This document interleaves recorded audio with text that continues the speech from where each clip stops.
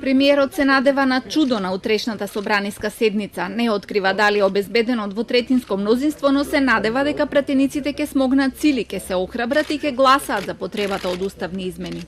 Јас верувам. Јас сум верник човек, некогаш и чудата се случуваат. Гледате, транспарентни сме до крај, дебатата е отворена. Навистина прифативме многу иницијативи кои што дојдоа од пратениците.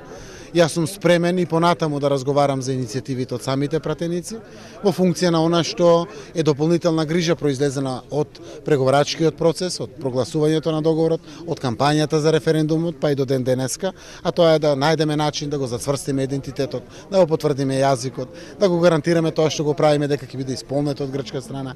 На прашањето дали излегувањето од домашен притвор на двајцата пратеници од ВМРО ДПМН е резултат на неговиот повик за помирување, вели дека и самиот се јавил во Министерството за правда да ги праша за истото, но одговорот бил не.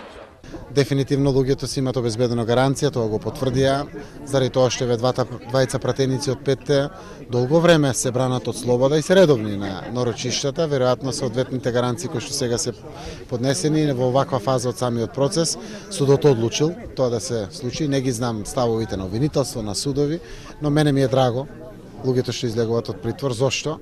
Заради тоа што од самиот момент мојот апел беше не треба секогаш притворот да биде мерка за да се обезбеди присуство на судењето.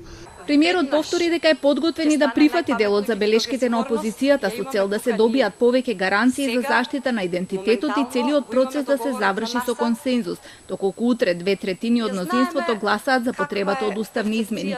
Се преминува на втората фаза, по која владата треба да изработи нацрт на амандманите по кои повторно ќе се дискутира и во собранието и на јавна дебата. Ако нема мнозинство, во опција се вонредни парламентарни избори. Директно сме ние поврзани со оваа одлука.